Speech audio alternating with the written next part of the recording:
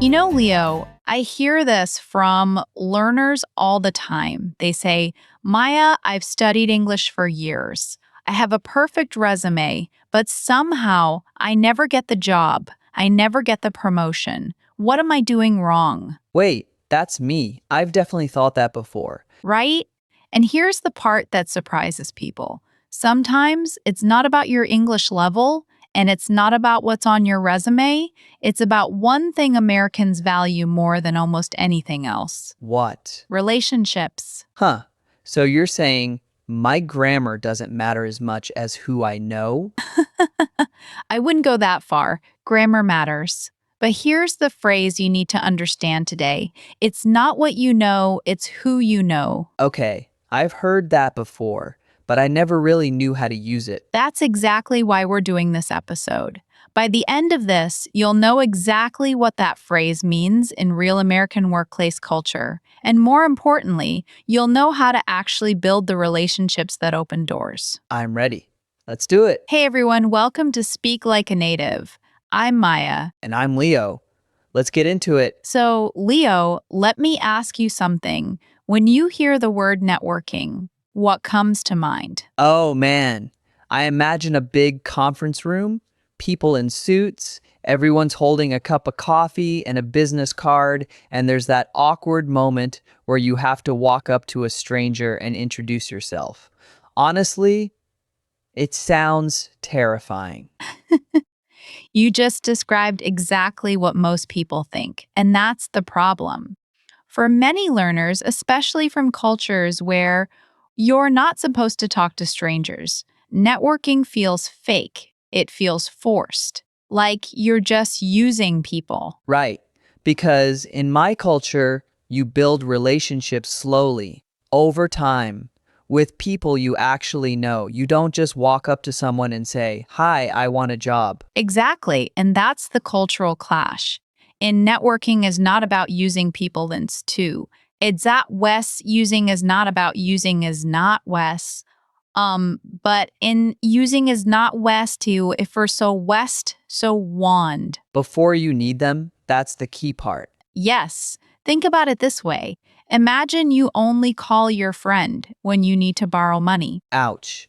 That's a bad friendship. Exactly. That's not a friendship, that's a transaction. And Americans feel the same way about networking. If you only reach out to someone when you need a job, it feels desperate. It feels fake. Okay, so what should I do instead? You build the relationship first. You give value first.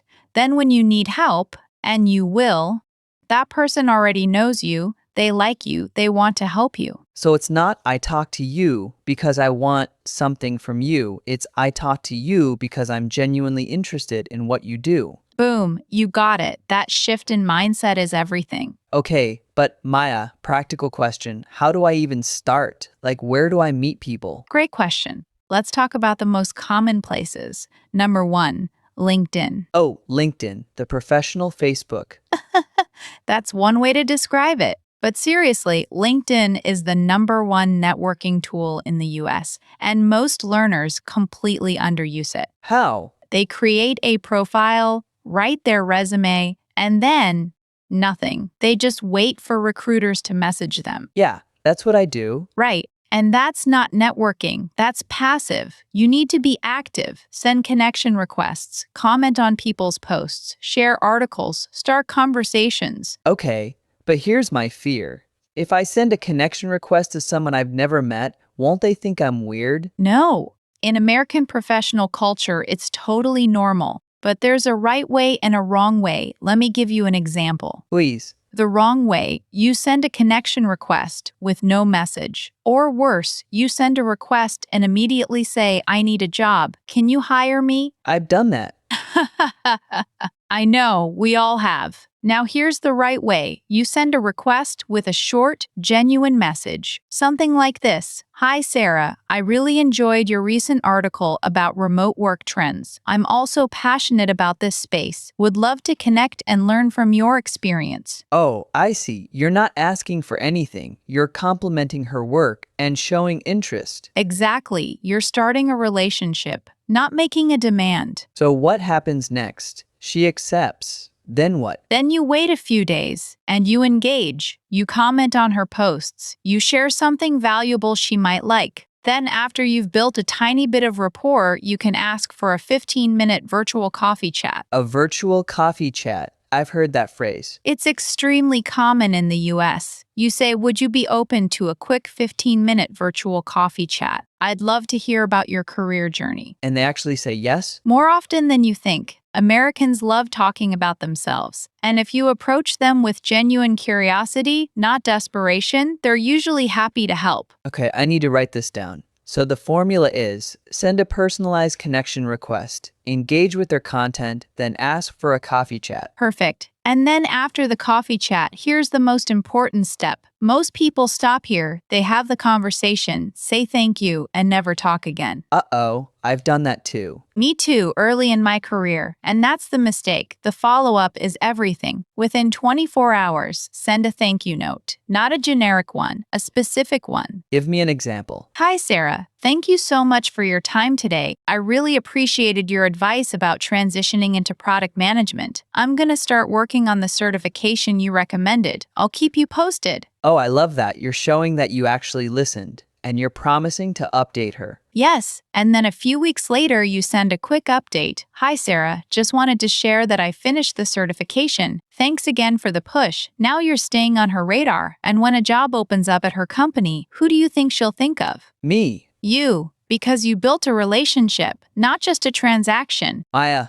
this is gold. But I have to ask, what about people who are more introverted? Or from cultures where this feels too aggressive? Great question. And this is where a lot of learners get stuck. They think networking means being loud and outgoing. But that's not true. Some of the best networkers I know are introverts. Really? How? They focus on one-on-one conversations, not large groups. They send thoughtful messages. They listen more than they talk. Introverts are actually really good at building deep connections because they're genuine. So I don't have to be the person who walks into a room and shakes everyone's hand? No, that's a stereotype. American professional culture values authenticity. If you're more reserved, lean into that. Send a thoughtful LinkedIn message. Ask a deeper question. What's the most important lesson you've learned in your career? That's a powerful question. That's much better than can you give me a job? Much better. And here's something I want to emphasize. This approach works. Whether you're in the US, working remotely with Americans, or even in a local company with an American boss, the culture of relationship building first. Asking later, it's very American. Okay, I'm starting to see the bigger picture now. But Maya, let's talk about something else. Sure. The phrase, it's not what you know, it's who you know. Sometimes when I hear that, it sounds unfair, like the most qualified person doesn't get the job. The person with the best connections does. I get that. And honestly, there's some truth to it. But let me reframe it for you. Please. Think of it this way. What you know gets you in the door. Your skills get you an interview. But who you know opens the door in the first place. So it's not a replacement for skills. No, it's a compliment. If you have great skills but no relationships, you're invisible. If you have great relationships but no skills, you won't last. But if you have both, that's the sweet spot. Okay, that's more fair. So the goal is to be qualified and connected. Exactly. And the beautiful thing is you can start building connections today. You don't need to wait until you're perfect. All right, so let's talk about another real life scenario. I'm at a conference, there's a break, people are standing around. What do I say? Perfect. Let's practice. So you're at a conference, you see someone standing alone, you walk up, what do you say? Hi, how are you? That works, but it's a little generic. Try this. Hi, I'm Leo. What brought you to this conference? Oh, that's good. It gives them something to talk about. Exactly. People love talking about their own story. Then they'll ask you the same question. You answer, and then you find common ground. Oh, you work in marketing? I'm actually trying to break into that field. So I'm being honest about where I am in my career. Yes, and then you can ask for advice. Americans love giving advice. What's one skill you think is most important for someone starting out? I'm writing all of this down, Maya. Good. Now, after the conference, within 24 hours, you connect on LinkedIn. You send a message. Hey, it was great meeting you at the conference. I really enjoyed our conversation about content marketing. Let's stay in touch. And they remember me because we had a real conversation. It will. I promise. Maya, I want to ask about a common mistake I see a lot. Some learners, especially from Spanish speaking cultures, are very warm and friendly. But when they network in English, they become very formal and stiff. They use phrases like, I am writing to express my interest, or I would like to respectfully request. I see this all the time, and it comes from a good place. Learners think formal professional, but in American networking culture, formal distant, warmth, and authenticity are more valuable than stiff formal language. So, what should I say instead? Instead of I am writing to express my interest, say I'm reaching out because I'm genuinely curious about your work. Instead of I would like to request a meeting, say, would you be open to a quick chat next week? Natural, relaxed, human. Yes, American professional culture values directness with warmth, not distance. This is really helpful. Now, I want to talk about one more thing. What about Chinese learners? Interesting. What have you noticed? In many Chinese professional contexts, relationships are very important too, but the way you build them is different. It's often through meals, gifts, and long-term family connections. So when Chinese learners come to the US or network with Americans, they sometimes feel lost because the rules are different. That's a great observation. So, for Chinese learners, one key adjustment is in American culture, you can build a relationship much faster. It doesn't have to be a long, slow process. A sincere LinkedIn message can start something meaningful.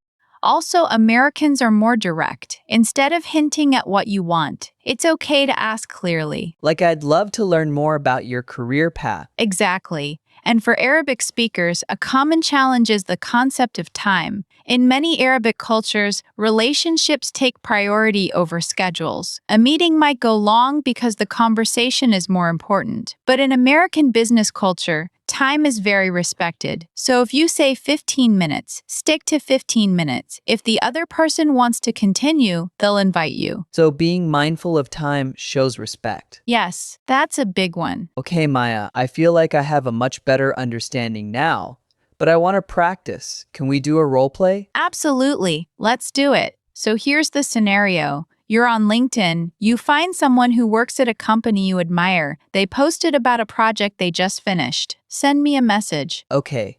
Hi, Sarah. I saw your post about the new product launch. It looks really impressive.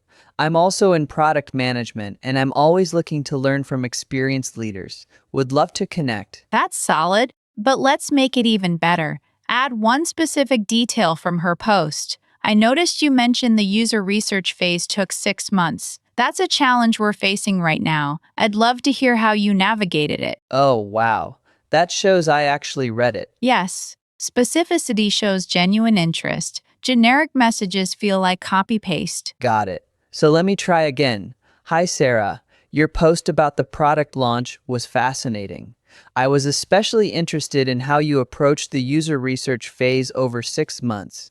That's exactly the challenge my team is working through. Would love to connect and learn from your experience. Perfect. That's a message I would respond to. Yes. Now, after she accepts, wait a few days. Comment on another post. Then, send a message. Hi, Sarah. I really appreciated connecting. Would you be open to a 15-minute virtual coffee chat next week? I'd love to hear your perspective on product strategy. Okay, I can do that. This feels much less scary now. Good. Because the goal isn't to be perfect. The goal is to be genuine. People can tell when you're being real. All right, I'm going to try this tomorrow. Do it.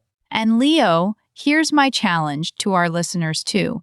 This week, send one genuine connection request on LinkedIn to someone you admire, not asking for a job, just expressing interest in their work. And if you're nervous, just remember, the person on the other side was once in your shoes. Exactly. Most successful professionals remember what it was like to be starting out. They want to help. Maya, before we wrap up, can we do a quick recap of the key phrases? Of course. Let's review. Number 1, I really enjoyed your article about to start a connection. Yes. Specific compliment. Number 2, would you be open to a quick 15-minute virtual coffee chat to ask for a meeting without pressure? Perfect. Number 3, thank you so much for your time. I really appreciated your advice about for the follow-up. Excellent. And number 4, I'll keep you posted on my progress to stay on their radar. 4 phrases. That's all I need to start. That's all you need. The rest is just being yourself. I love that. Maya, today was really eye-opening. I'm glad. Remember, in American work culture, relationships open doors. Skills keep you in the room. Build both and start today. Don't wait until you need something. Build the relationship before you need it. That's the takeaway. Thank you all for listening to Speak Like a Native. If this helped you, share it with one friend who's also working on their professional English. And subscribe for more episodes like this. Every day, a new lesson. Until next time, keep building those connections. And keep speaking like a native. Bye, everyone. Bye.